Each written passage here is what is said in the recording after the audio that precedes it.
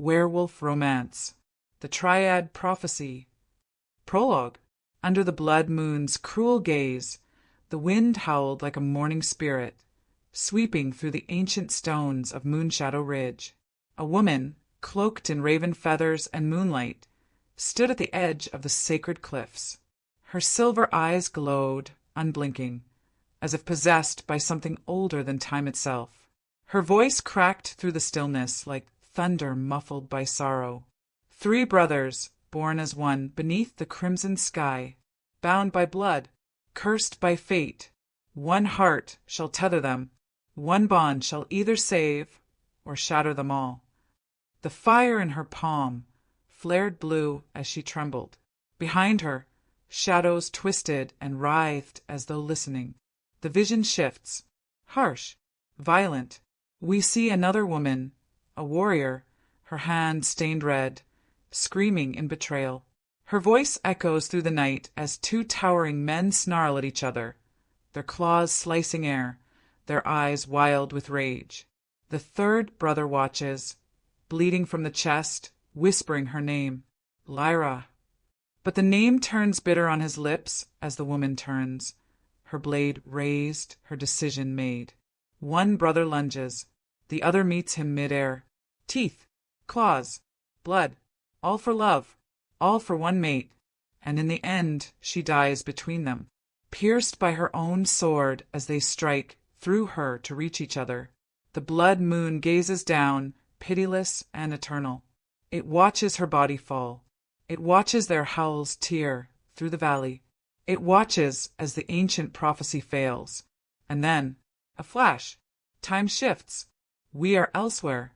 Years later, a different night, a different generation, but the same cursed sky. 3 infant boys cry out in perfect harmony beneath the blood moon, each marked by the ancient rune of the Triad. One whimpers, one growls, one simply stares as though already watching the world fall apart.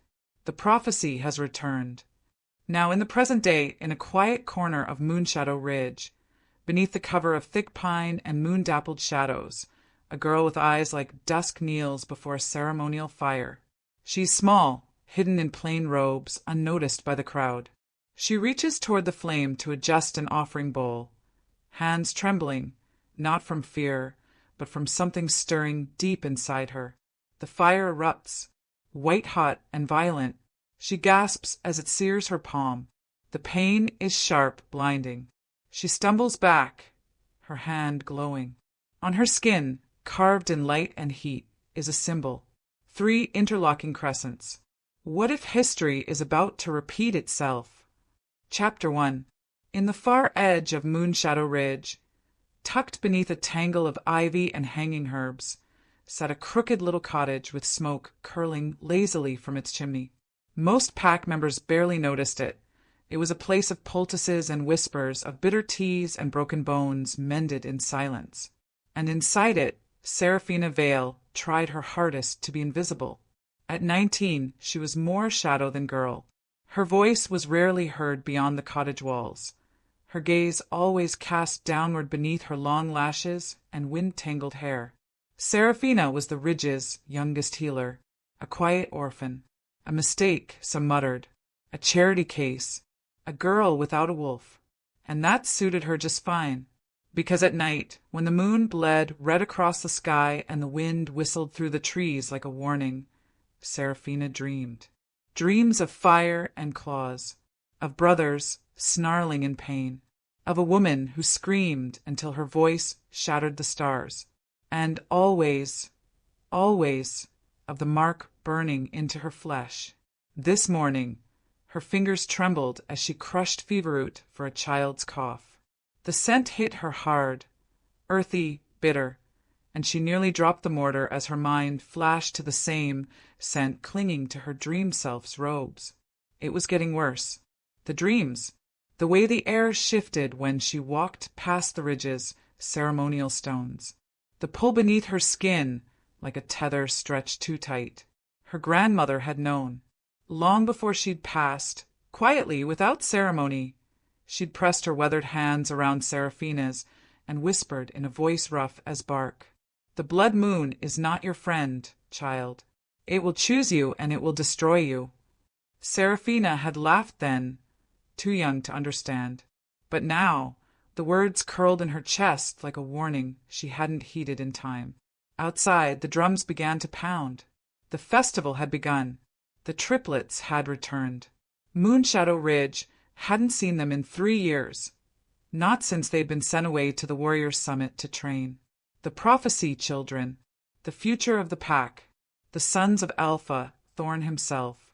Draven, the firstborn, already stepping into his father's role, his voice sharp as steel and his presence commanding.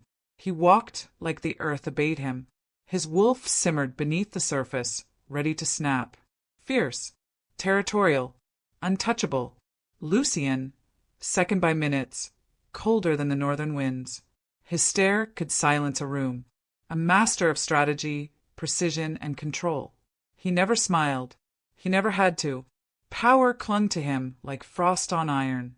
And Riven, the youngest, the dreamer, kind, with eyes that seemed to see more than the present. He had always been the one to slip Seraphina a wildflower or a half-smile when they were younger.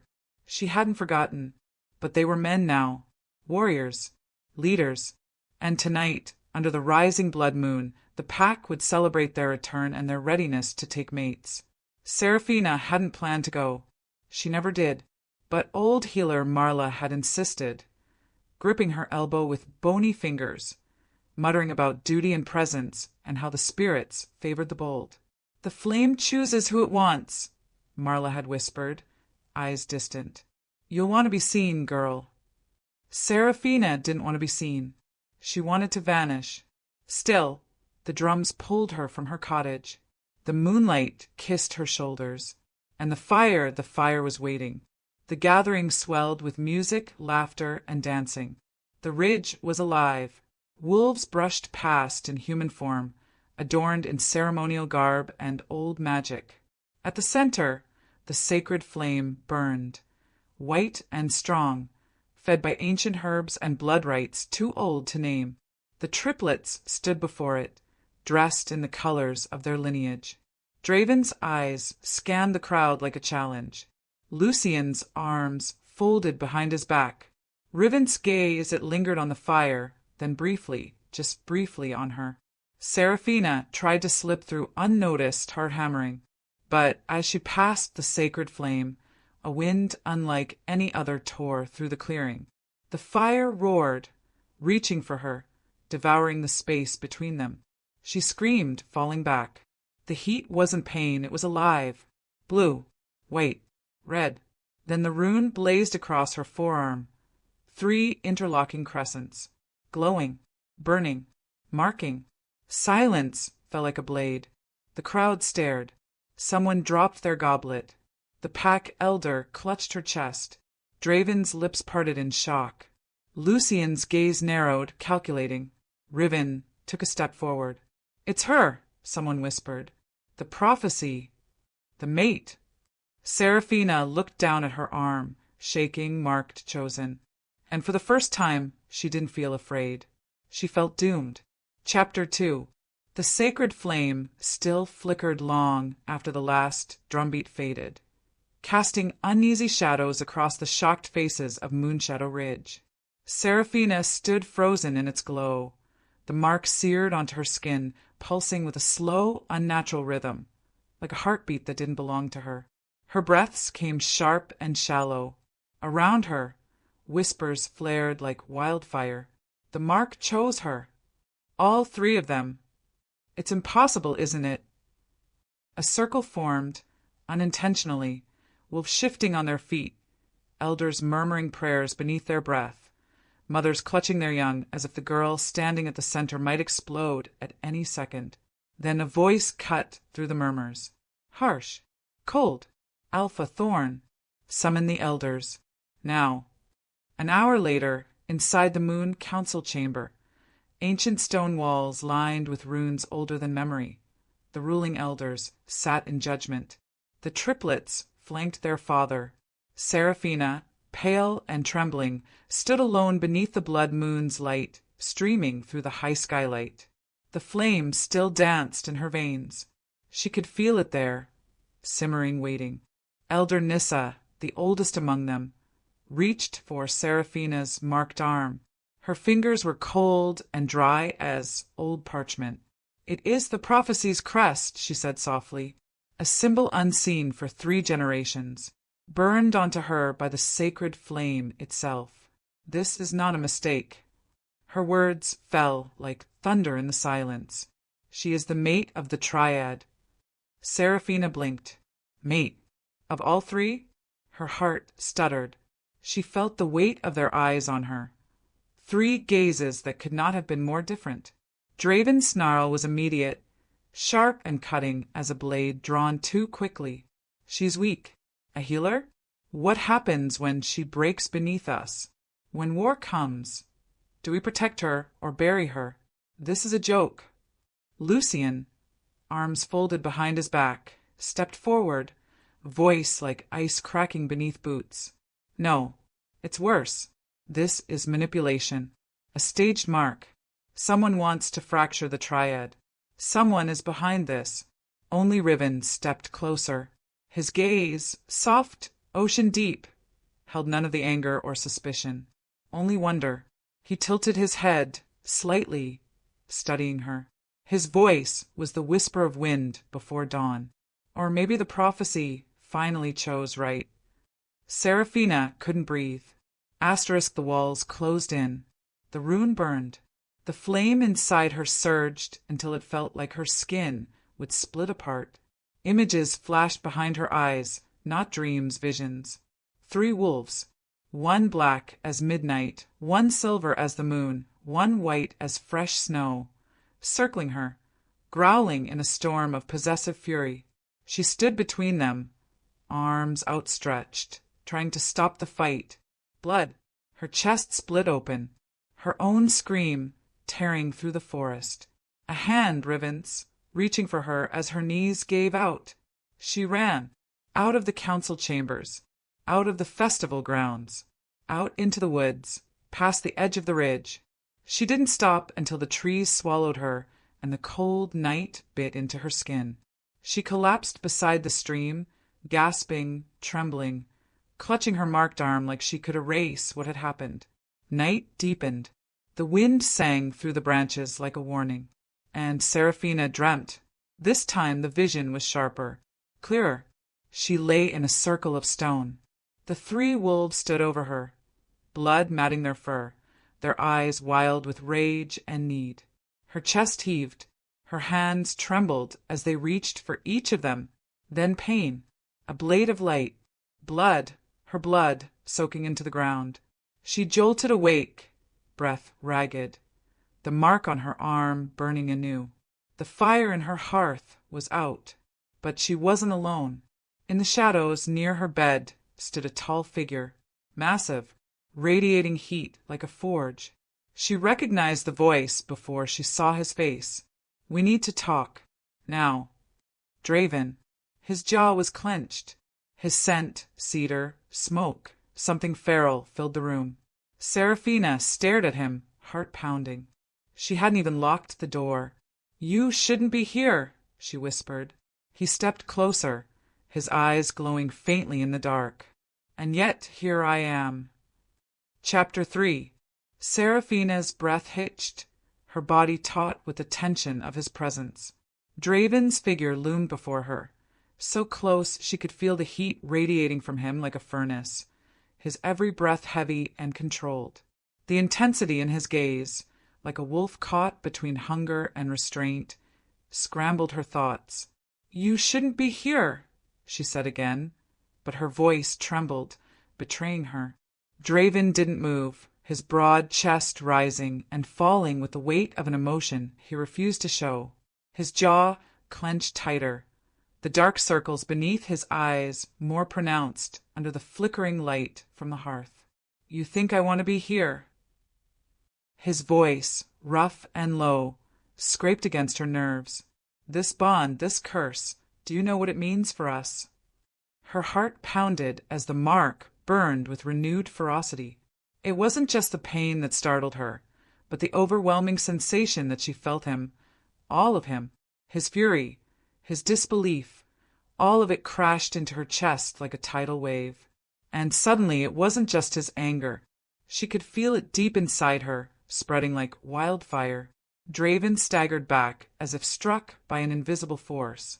His breath left him in a violent rush, his chest rising and falling as though the air itself had thickened. His hand gripped the doorframe, his knuckles white with strain. "What the hell?" he gasped. Seraphina watched, wide-eyed, as he staggered again, clutching at his chest. She felt it, his pain, his confusion. The bond, the mark, it wasn't just a symbol anymore. It was a living, breathing thing, threading its way through them both, making her feel him in ways she could neither comprehend nor escape. Her hand trembled as she reached out, unsure whether to move closer or flee. But before she could decide, Draven's eyes flared with something that resembled panic. "What did you do?" His voice cracked, his face a mask of fury and horror. Her pulse quickened, panic clenching around her throat. I didn't do anything. It's this bond. It's alive." She couldn't contain her shock. "I feel your anger, your pain. It's too much." He took a deep, shuddering breath, struggling to regain control. He fought against the invisible pressure that had just flooded his mind and body.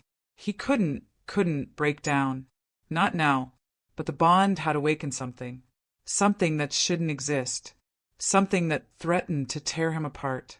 Meanwhile, on the far side of the ridge, Lucien stood before the ancient seer's dwelling.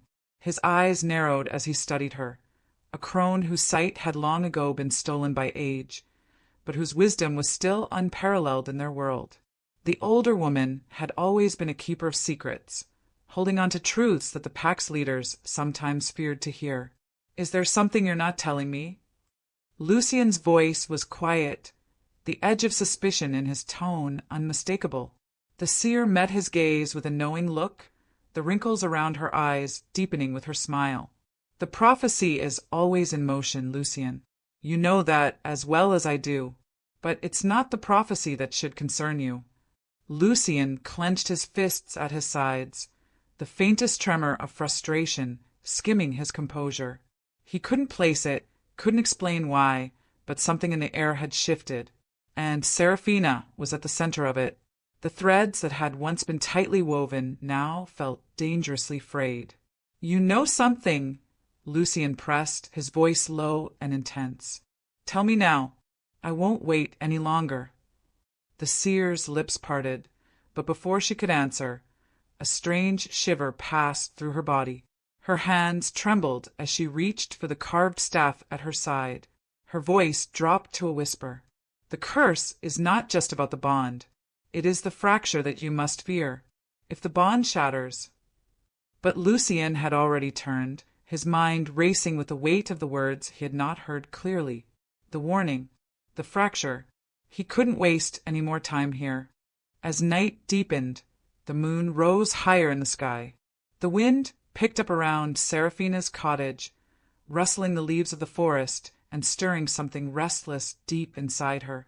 She sat by the window, her fingers tracing the glowing mark on her arm as she listened, waiting for something. A sound, a whisper. The night was eerily still, save for the occasional snap of twigs beneath unseen feet.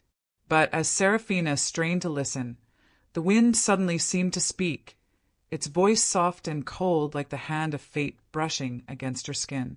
Unite them or lose them. She shivered, a cold rush of fear seizing her chest. Who was speaking? What did it mean? She didn't understand, but the urgency in the whisper, it felt like a warning she could not ignore. If she didn't do something, they would all be lost. The bond, the brothers, everything was hanging by a thread, and she had no idea how to keep it from snapping. The next morning, as the first rays of dawn spilled across the temple, Riven found himself alone inside the sacred structure, his thoughts swirling around the bond, the mark, and the emotions that tugged at him like an unrelenting tide. The Temple of Prophecy was a place of reverence, its stone walls carved with the history of their people. It was here, under the guidance of the elders, that the secrets of the Triad were kept. He approached the altar, where an old scroll rested, its edges worn by centuries of use. The seal was intact, still strong. Asterisk with a careful hand, Riven unrolled the scroll. His eyes scanned the words, his heart racing as he read the warning that seemed so impossible. If the bond fractures, the curse awakens. The scroll fell from his hands as he froze. The cold fingers of dread wrapped around his heart. He hadn't imagined it. This was it, the thing they all feared, the curse. But before he could gather his thoughts, a shadow moved in the doorway. Riven turned just in time to see a figure slip inside, the unmistakable silhouette of a woman. Her features were hidden beneath a cloak, her presence as quiet as a whisper. She moved swiftly, her hands brushing against the scroll as she tore it from the altar. Chapter 4. The sound of combat tore through the air, harsh and unnatural, a scream splitting the night like the crack of thunder. Seraphina's heart raced in her chest as she sprinted toward the noise, her mind in a frenzy, her breath ragged. The pack, the ridge, they were under attack. The assassins came from nowhere, shadows in the night with eyes that glowed unnaturally, their movements too fast, too sharp. They cut through the pack like a knife through butter, silent, efficient, terrifying. Seraphina skidded to a halt in the clearing, her eyes scanning the chaos. Wolves, fighters, and civilians alike were being slaughtered in a flash. Her heart lurched as a child, no older than 6, was thrown to the ground, his small form crumpling beneath the weight of a monstrous attacker. A primal scream echoed in her ears, the child's mother. She was too far away, and Seraphina couldn't get to them in time. Her blood ran cold, but before she could think, a wave of warmth spread through her fingertips, a surge of energy born from somewhere deep inside her. Her hands glowed with a soft, golden light, a light she had never summoned before, never felt before. Instinctively, she pressed her palm to the child's chest, pouring every ounce of her power into him, feeling his heart beat beneath her skin. The magic responded, answering her need as if it had been waiting for her all along. It erupted from her fingertips, a burst of ancient, pure energy that burned through the air. The attacker recoiled, his monstrous hands reaching for his face as the light seared through him, the air thick with a crackling force. The child gasped, breathing in the sweet scent of life, and then the light died, dissipating like smoke in the wind. But the danger wasn't over. The assassin, his body now smoking from the blast, twisted his head toward Seraphina, his eyes wild with rage. The magic had stunned him, but it hadn't killed him. Before she could react, a harsh voice echoed through the clearing. "You should not have done that." Seraphina's eyes snapped to the trees, where another assassin, one that moved with the same eerie speed, emerged, his silhouette outlined by the blood-red moon. His eyes locked onto hers, a predatory gleam flashing beneath his hood. "The Dusk Fawn will have their reckoning," he spat. She recoiled instinctively, her body tense with fear, and then a cold, cruel voice drifted through the air, pulling her attention to a nearby tree. The message was carved there, etched with an unrelenting hand. "Break the bond, or we break her." The words sank deep into Seraphina's chest like a dagger, her throat closing as she read them again and again, their meaning tearing through her in waves. Asterisk, it was a threat, a warning, and it was for her. The pack's warriors soon swarmed the scene, their growls and barks filling the air as they pushed back the attackers. But the damage had been done. The assassins disappeared into the shadows as quickly as they'd arrived, leaving nothing but carnage in their wake. Blood stained the earth, and Seraphina could feel the weight of the loss pressing down on her chest. The child in her arms stirred, his breath steady and calm now, the energy she'd given him coursing through his tiny body. He was alive, but for how long? How many more would fall in the days to come?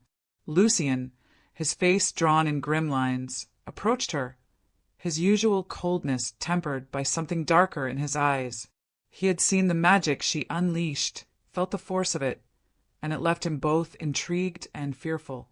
"Are you all right?" he asked, his voice a mixture of caution and authority. Seraphina nodded, her body still trembling from the strain of healing, her hands slick with sweat and blood.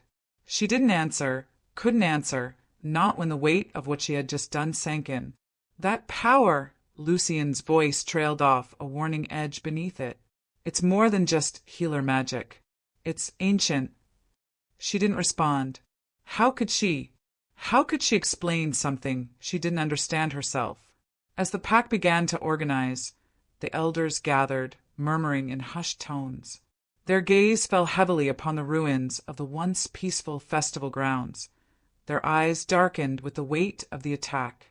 Seraphina stood apart, the heavy silence of their judgment pressing on her. "The Duskfang pack," an elder muttered, his face twisted in disgust. "They were exiled for a reason. They've tried before to steal the prophecy, and now this." "They seek to break the bond," another elder added. "They know the truth. They know what it means for our pack, for the Triad." Seraphina's pulse quickened. The Duskfang pack. Exiled. But they weren't just any wolves. They were the ones who had once tried to take the prophecy, to steal the future that had been written in their blood. Her heart twisted in fear as she thought about the message left for her, and her mind swirled with the possibility that the danger was much closer than she realized. Lucien's mind, however, was already racing in a different direction. He had heard of the Duskfang pack, of their seductive, dangerous ways, of Valera Duskfang, the ruthless, charismatic leader who had tried to claim the prophecy for herself years ago. He had no intention of allowing that to happen again, and yet there was something about her that called to him. Later that night, under the cover of darkness, Lucien found himself walking alone through the forest, his heart pounding in his chest with both caution and anticipation. He had followed the whispers of the wind, the flickering flame of curiosity, to the clearing where she waited, Valera Duskfang. She was there, as if she had been expecting him, her presence as powerful and alluring as the moonlit night itself. Her silver hair cascaded around her shoulders like liquid mercury, her eyes gleaming with a secret that neither the night nor the forest could hide. "You're brave to come here," she purred, her voice a velvet whisper in the air. "Or perhaps you're desperate." "I came to ask you questions," Lucien said, his voice steady but filled with an unspoken challenge. "You know something about the prophecy. About her." "She's not who you think she is," Valera interrupted, her gaze flicking over him with an inscrutable expression. "The bond, it's not just a gift. It's a curse." Lucien stepped closer, his breath catching as her words sank into him. He didn't want to believe her. He couldn't. But there was something in her voice, something in the way she looked at him, that made him hesitate. He felt the pull, the temptation to listen to what she had to say. And then, before he could stop himself, he reached out, his fingers brushing against her cheek in a moment of weakness. She didn't flinch. In fact, she leaned into his touch, her lips curling into a seductive smile. The kiss was soft at first, a brief spark in the darkness. But it quickly deepened, a surge of heated passion that had no place in this world of uncertainty, of danger. Lucien's mind whirled, torn between the woman who held secrets and the bond that was beginning to unravel. He pulled away, his breath ragged, his heart racing. "What have I done?" he muttered under his breath, as if the question itself could unravel the chaos that had already begun. Chapter 5. The days that followed the attack were heavy with unspoken tension. Seraphina felt the weight of it press against her chest like a suffocating blanket. Every glance, every word, every action felt amplified. The bond between her and the triplets deepened, and she couldn't escape it, not when their presence felt so all-encompassing, so consuming. It was most intense when she was near Draven. His alpha aura was a suffocating force, dominant, commanding, as if his very presence sought to control every inch of her being. He had been pushing, prodding, testing her, his hands constantly brushing against hers, his gaze unyielding and sharp as a blade. It was as if he couldn't bear to leave her unguarded, to let her live without his constant watchful eye. At first it felt possessive, overbearing, and part of her resented it. But there was another part of her, something deeper, primal, that responded to it. Something that recognized the bond between them. Something that yearned for his touch, for his nearness, even as she fought to maintain some semblance of control over her emotions. And it was a battle she didn't think she could win. She couldn't escape the way her body reacted when Draven's fingers brushed against her wrist, or the way his voice cut through the silence like a blade, dark and commanding. Every time he spoke, his words wrapped around her like a chain, tugging her closer to him, until she could barely breathe under the weight of it. But then there was Riven. Riven was different. He was gentle, soft in a way that made her feel safe, even in the most dangerous of moments. His eyes were warm, his touch light and full of kindness. He didn't try to control her. Instead, he seemed to understand her, to see her in a way that no one else did. When he looked at her, she felt heard, understood. He didn't push her like Draven did, didn't make her feel like a thing to be owned. Instead, he comforted her. He held her when the nightmares came, whispering soothing words in her ear, his voice like a balm to the rawness of her soul. And somehow, she found herself leaning into him, seeking him out when everything felt too much, when the bond threatened to swallow her whole. Seraphina couldn't deny the pull she felt toward both of them. She knew the bond was deepening. She felt it in the quiet moments, in the way her body responded to them differently. With Draven, there was a fire, a heat that made her blood burn. With Riven, there was a coolness, a calming energy that made her feel at peace, even as everything else around her spiraled into chaos. But what about Lucien? Lucien, who had once been so cold, so distant, had grown more so in the days since the attack. He barely looked at her now, his eyes hard and emotionless. His usual sharp intellect seemed clouded by something she couldn't understand. Every interaction with him felt strained, as if the distance between them had grown wider than she could bridge. The bond had been broken between them somehow, and she couldn't help but feel the absence of it, the way his presence no longer stirred her the way it used to. Instead of the quiet yearning that had once flared inside her at the thought of him, there was only emptiness. That emptiness only deepened as she walked through the halls of her grandmother's cottage one evening, her fingers brushing over the rough surface of an old wooden trunk in the corner of the room. Her grandmother had passed away years ago, leaving behind only a few possessions, some of which Seraphina had never dared to explore. But tonight, something pulled her toward that trunk. With trembling hands, she opened it, the soft creak of the lid echoing in the stillness of the room. Inside there were books, worn and yellowed with age, and scrolls filled with the ancient magic her grandmother had taught her. But there, buried beneath the pages of parchment and old herbs, she found something she wasn't expecting. A diary. Her grandmother's handwriting, delicate but strong, filled the pages.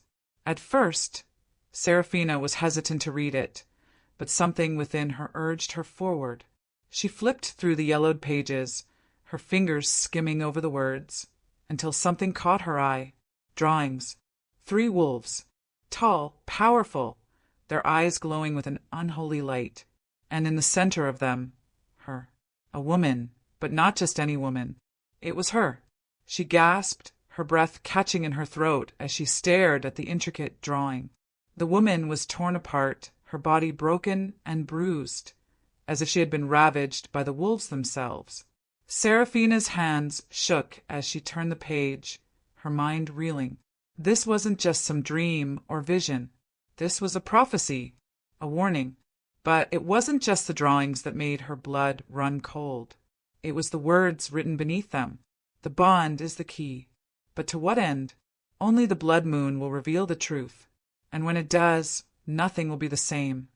Her heart pounded in her chest as she read the words over and over again, her mind struggling to make sense of them. What did it mean? What was her grandmother trying to tell her? Later that night, as the moon hung heavy and full in the sky, Riven found her alone in the clearing outside the cottage. He had been quiet lately, his soft eyes filled with concern, but tonight there was something different in his gaze, something deeper. "You're troubled," he said gently, his voice a whisper against the wind. Seraphina didn't speak, didn't know how to explain the storm raging inside her. Instead, she looked up at him, the bond between them crackling to life once more, and for a moment everything else faded away. She took a step closer to him, feeling the magnetic pull, the heat of the bond deepening as his eyes locked onto hers. Under the moonlight, Riven painted her, a delicate, fleeting image of her as he saw her. The brush moved across the canvas with ease, capturing the beauty of the night, the fragility of her soul, as if he could see everything she tried to hide. He was close now, so close that she could feel the warmth of his breath on her skin, the pulse of his heartbeat in the air around them. As the painting took shape, Seraphina couldn't help herself. She reached up, her fingers grazing his cheek, her heart pounding with a sudden, overwhelming need. And then, before she could stop herself, she kissed him, softly, tentatively, as if testing the waters of something forbidden. Riven didn't pull away. In fact, he deepened the kiss, his hand sliding to her waist as he pulled her closer. But then, he broke the kiss with a sharp gasp, his face contorting with pain. He stumbled backward, clutching his chest as if something inside him had ruptured. His breath was ragged, his body trembling. "What's happening?" Seraphina whispered, her heart sinking as she reached for him, her fingers trembling. "The bond, it's too much," Riven gasped, his voice strained. "It's overloading me. I can't hold it together." Seraphina's eyes widened as she looked at him, helpless. What had she done? Suddenly, something caught her eye. The diary she had left in her room. Its pages were turning by themselves. She hurried back inside, her pulse racing as she flipped it open, her heart stopping in her chest. The page had changed. The drawings were different now. One of the triplets, Draven, Lucien, or Riven, was standing over the bodies of the other two, a wicked gleam in his eyes as blood stained his hands. The prophecy had changed. Chapter 6. The tension in the air was thick, like the weight of a storm hanging on the horizon, waiting to break. Seraphina stood in the center of the room, surrounded by the three brothers, each one as different as night and day, and yet all bound to her by a bond she didn't understand. She had been trying to find her own way in this world. But the prophecy, the bond, the ever-present pull between them, it was too much to bear. She could feel it now, the heat in Draven's eyes, the silent longing in Riven's, the coldness that radiated off Lucien as if he had already decided that she was the cause of all their problems. Lucien's voice broke through the silence, cold and sharp, slicing through her like a blade. "You're trying to control us, aren't you?" Lucien's gaze locked onto her, burning with accusation. "Manipulating us with your magic, playing us like pawns in some twisted game. You think we can't see it?" The words hit her like a punch to the gut. Seraphina's breath faltered, her heart racing as she tried to understand where his words were coming from. Was this really how he saw her? A manipulator, a puppet master pulling invisible strings?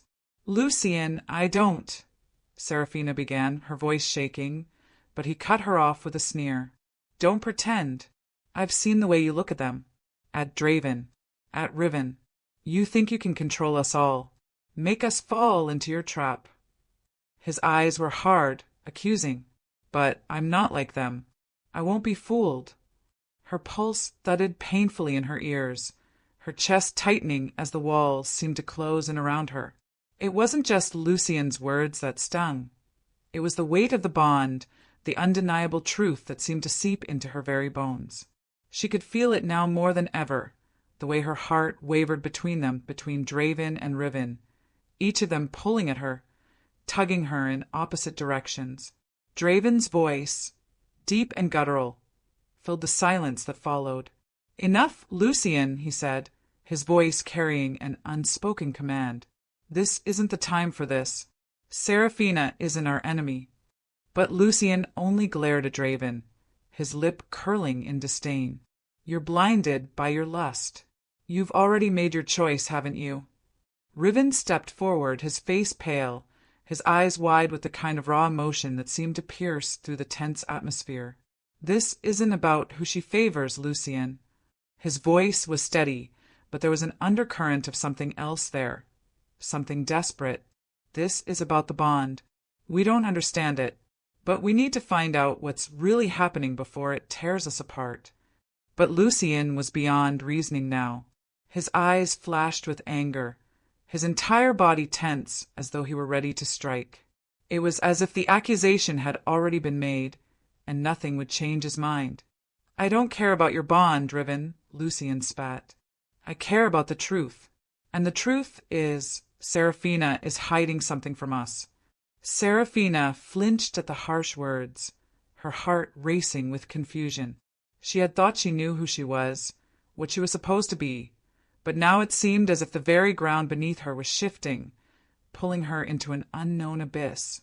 What was the truth? What was real? Before she could respond, the door to the room creaked open, and in stepped Valera Duskfang, her presence as chilling as the night air that followed her in. The silver-haired woman's gaze flicked from Seraphina to Lucian, her lips curling into a smile that didn't quite reach her eyes. "Lucian," Valera said, her voice smooth as silk, "you've been too quick to judge her. Perhaps there's something you don't understand." Lucian turned to her, narrowing his eyes, his suspicion rising with each word she spoke. "What are you talking about?" he demanded, his voice low and cold. Valera stepped closer, her gaze shifting to Seraphina, who stood frozen in the center of the room, caught between the storm of emotions swirling around her. "Seraphina isn't just some girl caught in a prophecy," Valera said softly, her voice thick with an ominous edge. "She's descended from the original seer, the one who cursed the first triad of wolves. The bond between her and your brothers is no accident, Lucian. It's fate, and it has its roots in blood, ancient blood." Seraphina's breath caught in her throat as Valera's words echoed in her mind. The original seer? The one who had cursed the triad? She had heard whispers of the prophecy, but this was something she hadn't even begun to understand. Her heart pounded in her chest, and she felt a cold chill run down her spine as the weight of the revelation hit her. "You lie," Lucian said, his voice low, but there was a flicker of uncertainty in his eyes. "This is just more of your manipulation, Valera. You're trying to turn us against her." "Am I?" Valera's smile widened, her eyes gleaming with something that could only be described as satisfaction. "Or am I simply offering you the truth that's been kept from you all these years?" Seraphina's head spun as she processed the weight of the words. Her grandmother's warnings, the prophecy, the bond, it was all beginning to take shape, and yet the more she learned, the less she understood. Was the bond real, or was it merely a trap, a puppet string pulling her toward an inevitable fate? She could feel the pull between the brothers, each of them calling to her in different ways, each of them vying for something only they could see in her. But was it her desire, her choice, that guided her, or was it the prophecy's will, manipulating her every thought, every action? That night, as she lay in bed, Seraphina couldn't sleep. The weight of the prophecy hung heavily on her chest, and she felt the stirrings of something dark, something ancient, deep within her. The bond was more than just magic. It was a force that she couldn't control, a force that threatened to consume her. She tried to push the thoughts away, to block out the rising panic that gripped her heart, but it was no use. The whispers came again, soft, insistent. "The blood moon is coming. The truth will be revealed." And then in a flash she saw it. The vision gripped her tightly, like a hand around her throat. She saw herself lying on the ground, blood pooling beneath her. One of the triplets stood above her, a cruel smile on his lips, a dagger raised high. Her breath caught in her throat as she gasped for air, but it was no use. She could feel the presence of the one who would kill her, one of the brothers. And in that moment, the truth was clear. The prophecy would come to fruition, no matter the cost. Desperate for answers, Seraphina made a decision that would change everything.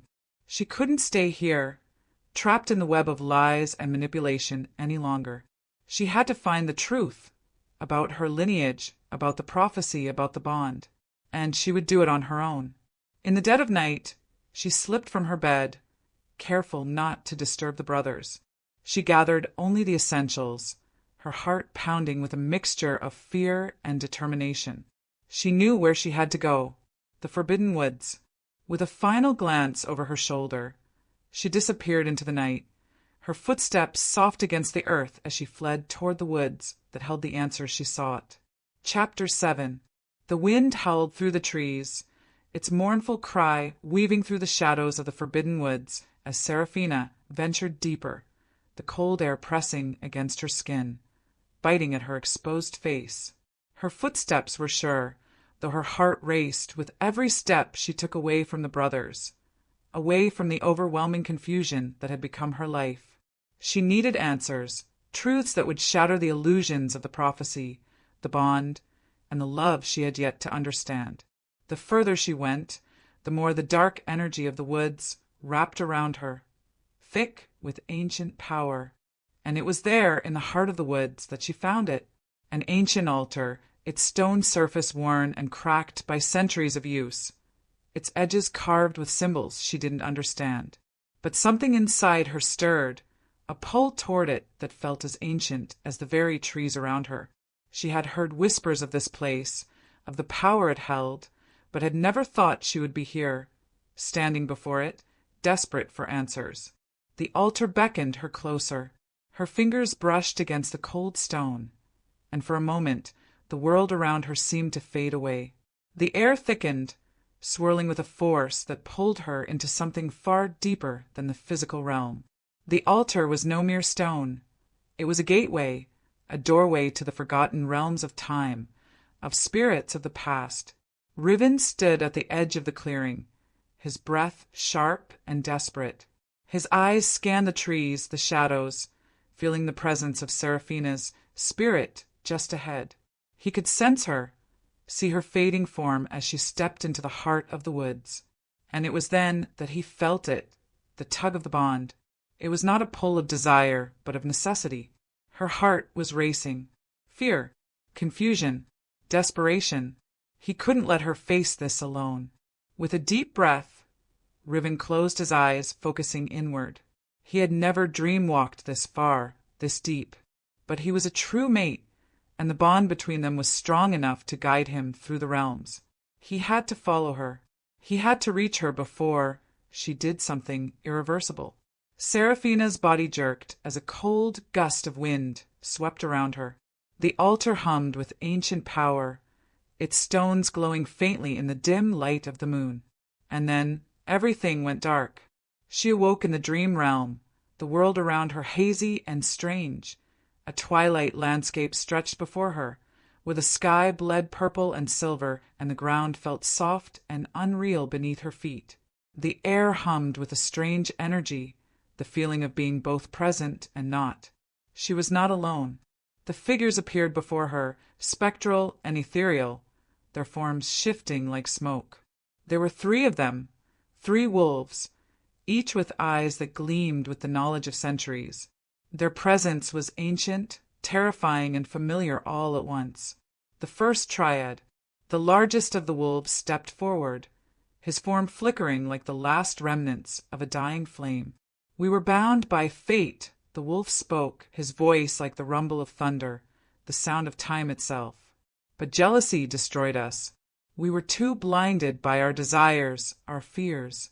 And now you will make the same choices we made, or none of you will survive."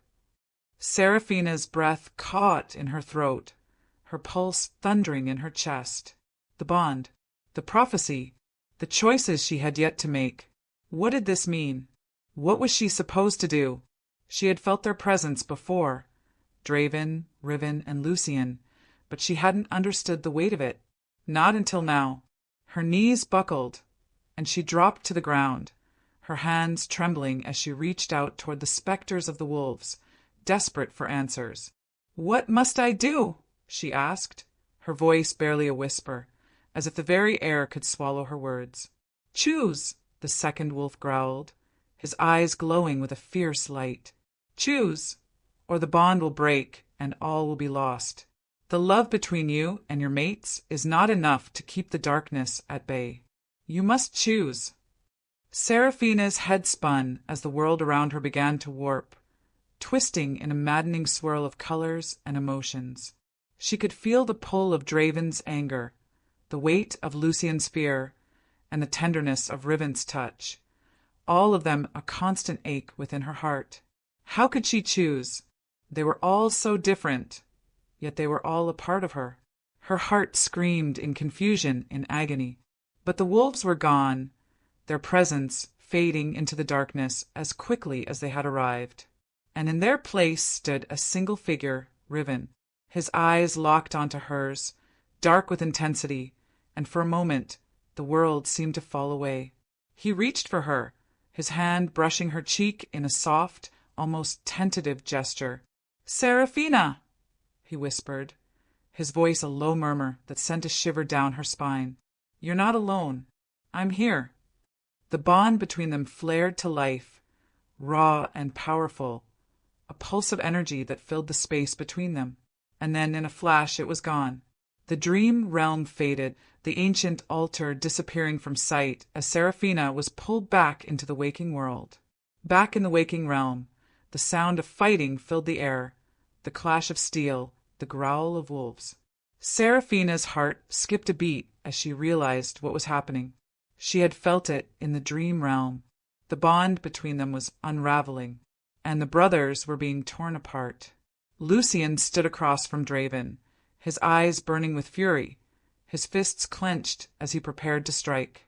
The air around them crackled with tension, as if the very world itself was holding its breath. "You're weak," Lucien spat, his voice dripping with disdain. "You've always been weak, Draven, and now you've led us all into this mess."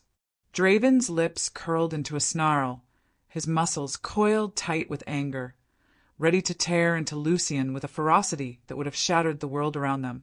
"You have no idea what you're talking about," Draven growled, stepping forward. "I'm trying to protect us all, Lucien. I'm trying to keep you all safe from what's coming." But Lucien wouldn't listen. The illusion of Malric Duskfang, a master manipulator, had twisted their minds, turning them against each other in a desperate attempt to weaken the pack. And it was working. The fight was escalating, their every movement a blur of violence, until it seemed as if they might destroy each other. Seraphina's heart raced as she felt the pull of the altar, the power that had come from it still lingering in the air around her. She had to do something. She had to stop them before it was too late. With a final push of energy, Seraphina stumbled toward the altar, her mind focused on the only thing that could end the chaos, the truth, the prophecy, the power she had felt coursing through her veins. As her fingers touched the stone once more, the air around her shifted. A vision flashed before her eyes, the altar, the first triad, and a strange symbol she couldn't understand. But beneath it all was the same message, the one she had been avoiding.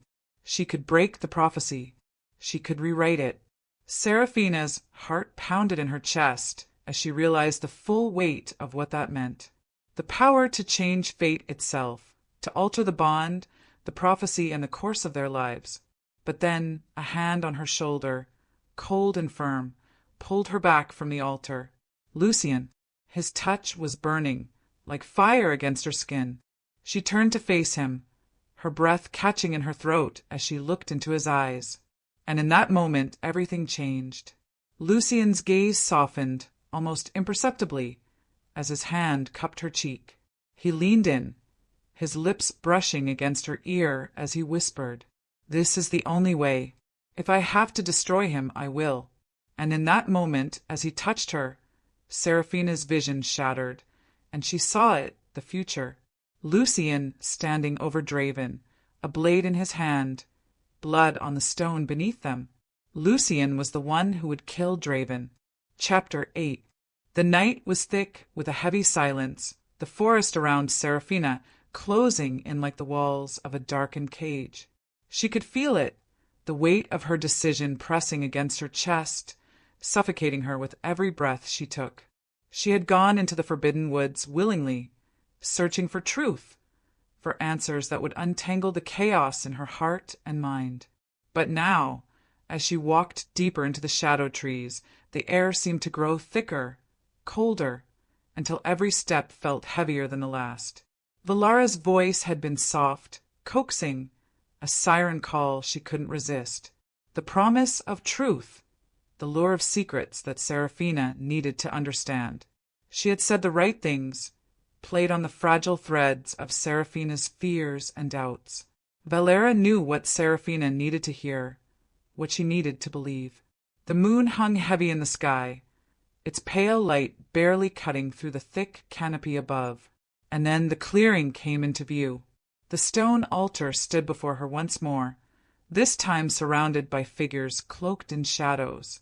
Figures she did not recognize, but who felt somehow wrong. Valara stood at the center of it all, her dark eyes gleaming like polished obsidian, her lips curling into a smile that was all too knowing, all too wicked.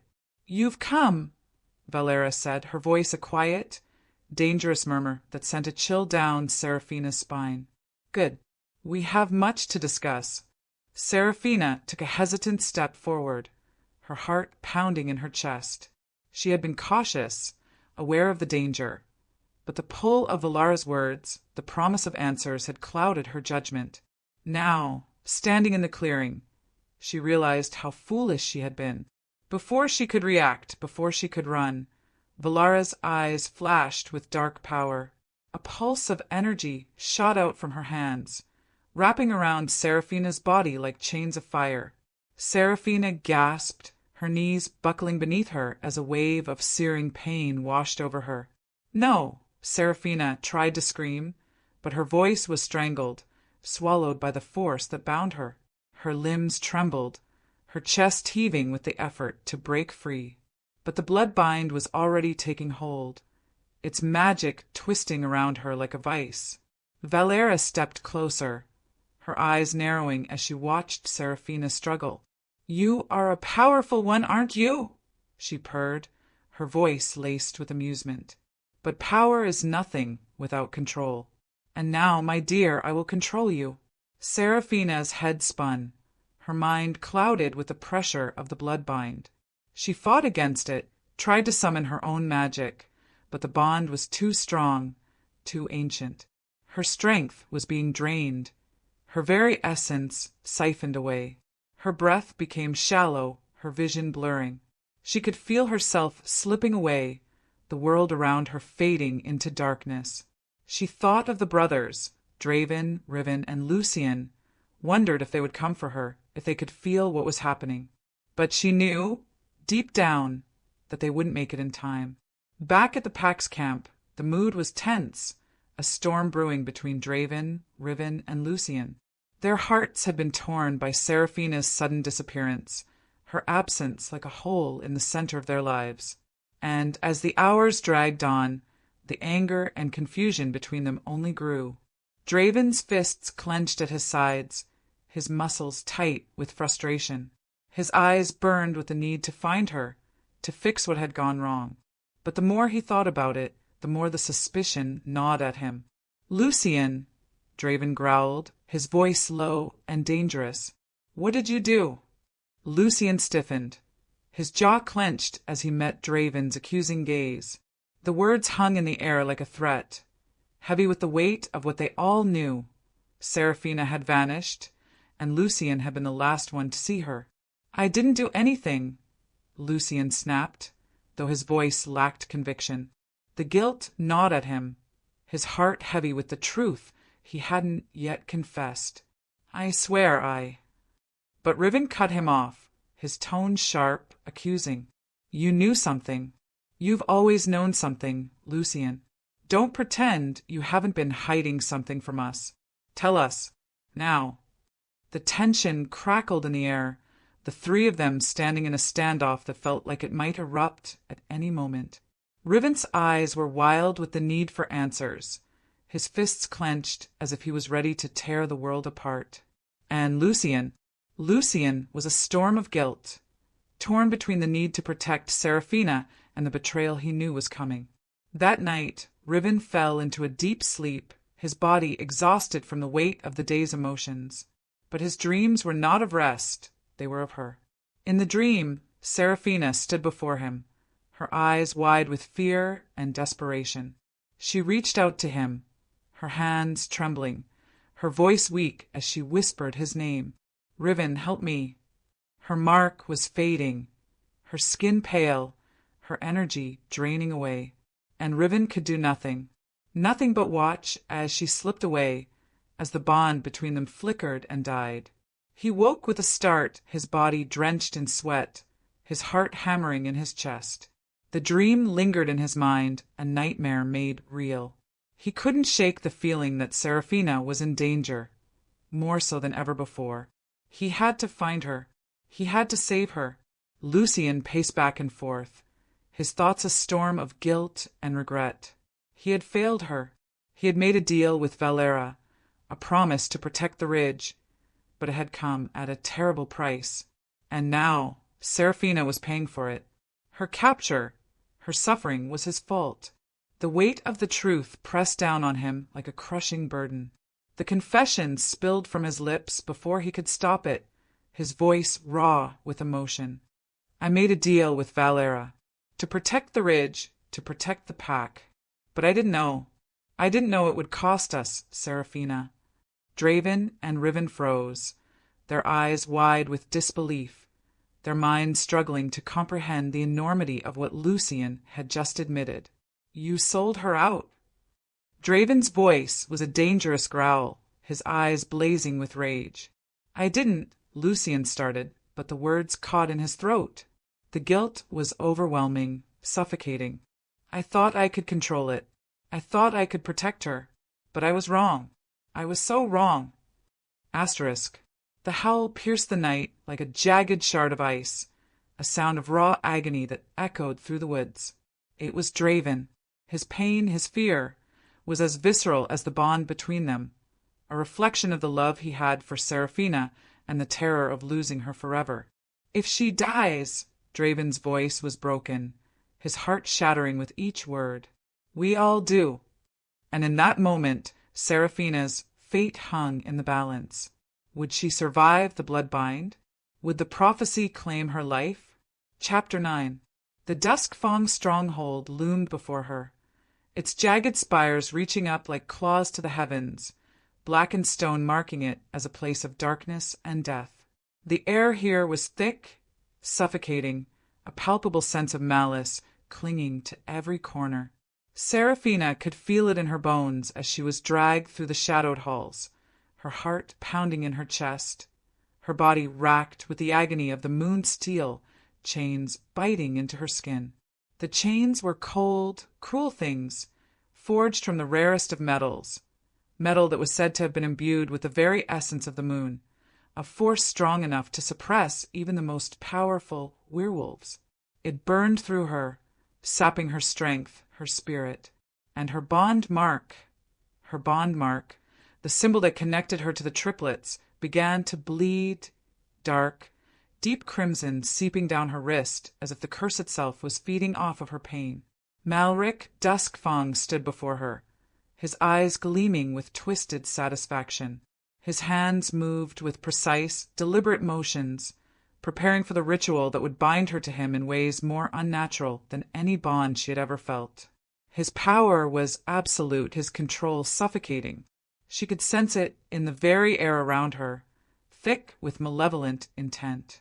"You're too late," Malric said, his voice low and cold, like the hiss of a serpent. "This ritual will seal your fate, Seraphina. You are mine." Seraphina's head swam, the chains pulling at her energy, at the very life force she had left. She was trapped, her heart torn between terror and defiance. She had to find a way out. She had to. But then a growl broke through the tension in the air, and the walls of the stronghold trembled. The sound of battle erupted in the distance, the deep, primal roars of wolves crashing against the sounds of clashing metal. They were here. Her brothers, Draven, Riven, and Lucian, had come.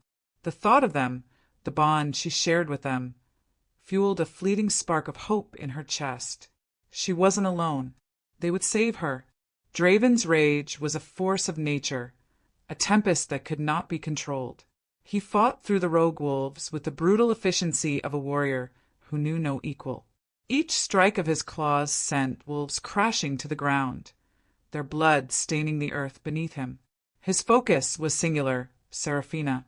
"We're getting to her," Draven growled, his eyes wild with determination, every movement sharp and precise. "Nothing will stop us." Lucian was beside him, his motions fluid, a shadow among shadows as he struck down their enemies with deadly grace. His eyes, however, betrayed a flicker of guilt that had not yet been expunged, no matter how hard he fought. He could not forget what he had done, what he had allowed to happen. Riven, too, fought alongside them, his fury a reflection of his bond to Seraphina, his every move fueled by the pain of her suffering. He had heard her cries in his dreams, and now, with every step, he was one step closer to freeing her.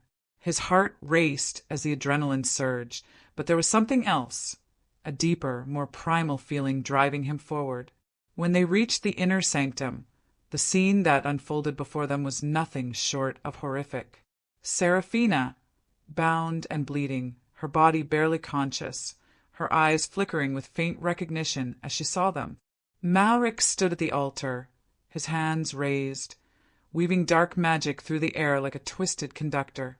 The ritual had already begun, the very atmosphere thick with power. The moon's teal chains hummed with dark energy, feeding off Seraphina's suffering. No. Riven's voice was a raw, guttural shout as he rushed forward, his claws extended. "I won't let you do this." He lunged at Malric, but the elder Duskfang was faster, his magic reaching out to intercept him, a force of black energy slamming into Riven's chest, sending him crashing to the ground. "You think you can defeat me?" Malric sneered, his voice dripping with malice.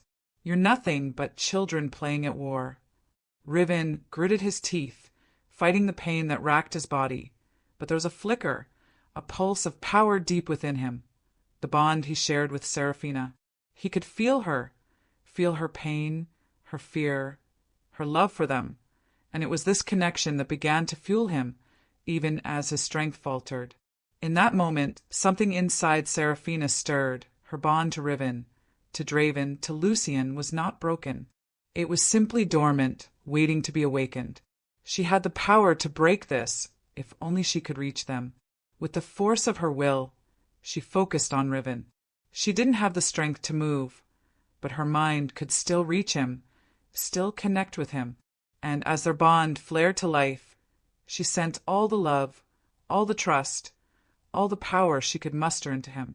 Riven's eyes widened as the power surged through him, a tidal wave of strength that burned away the pain and weakness. His body rose, and with renewed vigor, he faced Malric once more, his voice a low, commanding growl. "You've made a mistake, Duskfang." Riven's eyes glowed with the light of the bond, his power amplified by Seraphina's touch. "We're not weak. We are the Triad." Draven and Lucian were already moving, their combined strength like a force of nature. Lucian's power surged as he moved to Seraphina's side, his magic flowing over the chains that bound her. His guilt had driven him this far, and now it was the only thing that could save her. "Let her go!" Draven snarled, his eyes locked on Malric, fury radiating from him like a living thing. "We're not here to negotiate."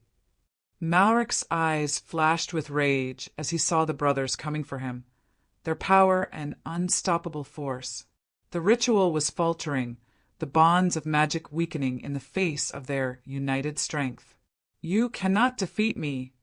Malric screamed, his voice full of fury as the ground trembled beneath them. Even united, you cannot break the curse. Seraphina's heart hammered in her chest as she looked up at the chaos around her. She could feel the bond burning inside her, pulsing with power she had never known before. And then, in that moment of clarity, the words left her lips. "Then I'll rewrite it." Her voice was strong, filled with resolve, and the power within her flared brightly, her eyes glowing with an ethereal light. The chains rattled as the power surged, and for a moment it felt as though the very world itself held its breath. Everything hung in the balance, her life, the lives of the brothers, and the fate of the prophecy. Chapter 10. The storm raged overhead, a dark, swirling mass of clouds that churned with ominous energy, as though the very heavens themselves were aware of the monumental events unfolding beneath them. The air was thick with tension, charged with magic, with power that surged through Seraphina's veins, pulsed in time with the thundering heartbeats of the three brothers who stood before her. The ancient altar, long forgotten by time, stood at the heart of the sacred clearing, its weathered stone darkened by centuries of shadow. Vines twisted around it, a tangle of life and decay, but tonight it would serve its true purpose. The altar was not merely a relic. It was the conduit for the true Triad bonding ritual, the ceremony that would bind Seraphina to the brothers, not as their possession, but as their equal. Draven stood on her left, his eyes fierce and determined. His powerful form, chiseled by years of battle, radiated with intensity. He was the protector, the warrior, the one who kept her safe from the world's dangers. And yet his gaze softened when it met hers, the tenderness there speaking of the trust they had built, of the bond that had only grown stronger with each passing day. Riven was on her right, his presence equally overwhelming. But where Draven was solid like a mountain, Riven was like the wind, swift, unpredictable, but just as potent. His green eyes, wild and free, never left her as he waited for her to speak the words, to complete the ritual that had been set in motion long before they had even met. Lucian, at the back of the altar, his face a mask of guilt and determination, watched her with a quiet intensity. His body was tense, his dark hair disheveled by the winds. But it was his eyes that held her captive, those eyes that had once been filled with secrets, with darkness, now alight with the hope that they could overcome the curse, the prophecy, that had bound them all in ways they could never have imagined. Seraphina could feel the weight of their gazes on her, the power of their bond, the bond that had pulled her into their world, into their hearts. But tonight was different. Tonight, they would no longer be bound by fate, by prophecy. She would choose, truly choose them all, each of them, not as separate pieces, but as one. The storm howled above them, but the clearing was eerily still, as if the earth itself was waiting for the ritual to unfold. The energy in the air was electric, the magic thick with history. It was a force that had been forgotten, buried beneath centuries of time and fear. But now it was awakening. Seraphina stepped forward, her breath catching as she reached out for Draven's hand. His palm was warm against hers, his grip steady as ever. She could feel the power between them, the pulse of life, of fate, of everything they had endured together.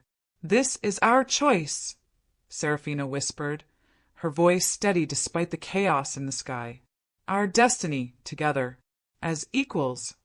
Draven's lips curled into a small, appreciative smile. His eyes softened as he nodded, his words matching the conviction in hers. "We stand with you, Seraphina, always." She turned to Riven next, his eyes burning with that wild, untamable fire that had captivated her from the start. His hand reached out, fingers brushing against hers. The connection between them flared, stronger than ever, the emotions they shared tangible, almost visible in the air around them. "You are mine as much as I am yours," Riven murmured, his voice thick with emotion. "No prophecy, no fate will change that." Seraphina smiled, her heart swelling with the love she felt for him. And then, finally, her gaze found Lucian, the quietest of the three, the most distant, and yet the one who had made the hardest sacrifice, his soul bound to hers through guilt and redemption. Lucien's gaze was full of regret, but there was something else now, hope. His hand reached out, and when their fingers touched, it was like the final piece of the puzzle had fallen into place. The weight of everything they had endured together, everything they were about to become, settled over her like a cloak. "I've made mistakes," Lucien said quietly, his voice low but steady. "But you've made me believe again. In us." The air around them began to hum, the ancient magic of the ritual stirring, twisting through the ground, through the sky. Seraphina closed her eyes, feeling the pull of the ritual, feeling the bond, the power that was both terrifying and exhilarating. She could feel the brothers' power flowing into her, their hearts beating as one with hers. She was no longer alone. She was part of something greater, something impossible and beautiful. She raised her arms, her breath steadying as she began to chant the words of the ritual. Each syllable was a thread weaving the four of them together, binding them in a way that transcended time and space. The storm above them intensified, lightning crackling in the sky as though the heavens themselves were acknowledging the ritual's power. 3 hearts, 1 soul, 1 destiny. The words echoed in the clearing, their resonance shaking the very foundation of the mountain beneath them. And then the magic exploded. Light poured from the altar, blinding and pure, surging outward like a wave that could not be contained. The very air around them shimmered with energy, the bonds between Seraphina and the brothers burning brighter than the sun. The storm above them seemed to vanish in an instant, replaced by a calm that settled over everything. For a brief moment, everything was still. The mountain trembled beneath them, ancient magic released after centuries of imprisonment, as the darkness that had clouded their world for so long began to fade. Malric, Valera, the curse, the prophecy, everything was being undone. Seraphina's heart raced in her chest, but this time it was not from fear. It was from the pure, overwhelming power of the bond that had formed between them. They were one now. Nothing would ever separate them again. And then, as the light began to fade, as the energy of the ritual settled into the earth, Seraphina opened her eyes. The altar before her glowed with an ethereal light, its ancient stones now alive with magic. She could feel it, see it. Something new was forming, something both beautiful and terrifying. The prophecy, the one that had shaped her destiny, was changing before her eyes. Seraphina's breath caught in her throat as the words began to appear on the altar, glowing with an otherworldly light. The Triad is reborn, but the cost is greater than you know. One must fall. Chapter 11. The wind had shifted. Gone were the days of turmoil and shadow, replaced by a quiet peace that seemed to settle over Moonshadow Ridge like a soft, tender sigh. The storm that had once roiled both the heavens and the hearts of the Triad was now nothing more than a memory, a fading echo that whispered in the corners of Seraphina's mind, but no longer held any power over her. The world had changed.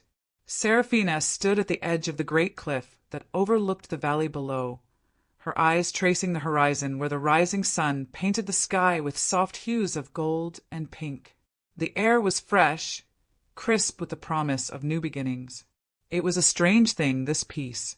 Hard-earned, yes, but so utterly sweet after the years of struggle.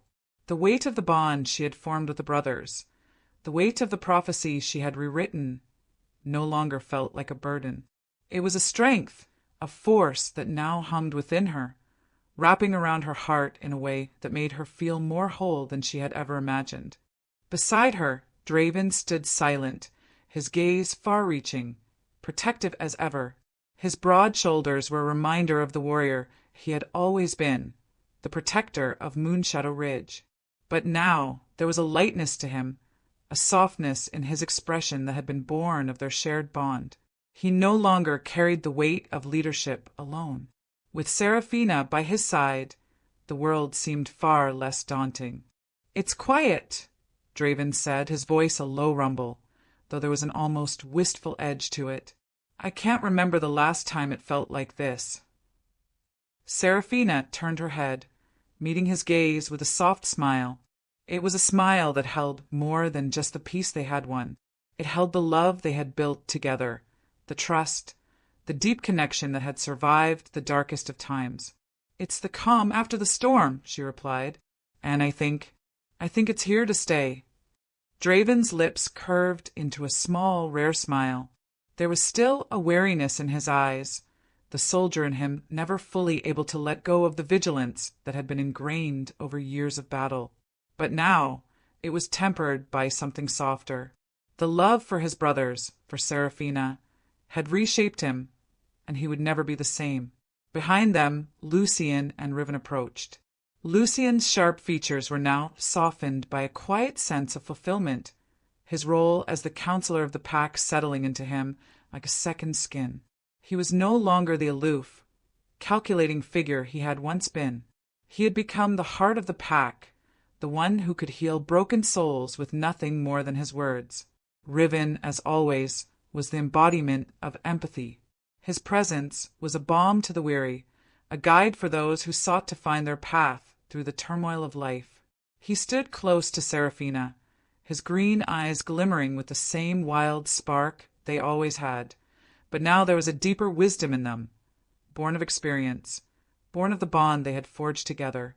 The four of them stood there at the precipice of everything they had fought for, everything they had bled for, and everything they had lost.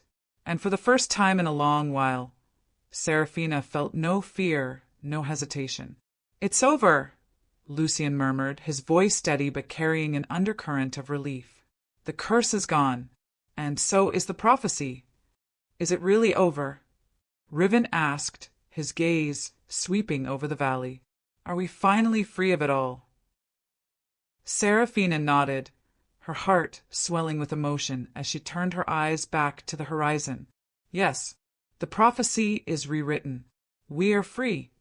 She could feel the weight of the moment, the history of their struggle, the sacrifices they had made to get here. But more than anything, she could feel the warmth of the future that lay before them, together. In the days that followed, Moonshadow Ridge flourished. The pack healed, the scars of the past slowly fading as the new world Seraphina and the brothers had built took root. Their leadership was a testament to the strength of their bond, not just the bond between the Triad, but the bond they had forged with their pack, with their people. Seraphina, now the seer queen of the pack, held the power of her bloodline, stronger than ever, tempered by love and wisdom. The visions that came to her were no longer riddled with fear or confusion. They were clear, precise, a guide for the future. She could see the paths ahead, the choices that would shape not only her destiny, but the destiny of Moonshadow Ridge.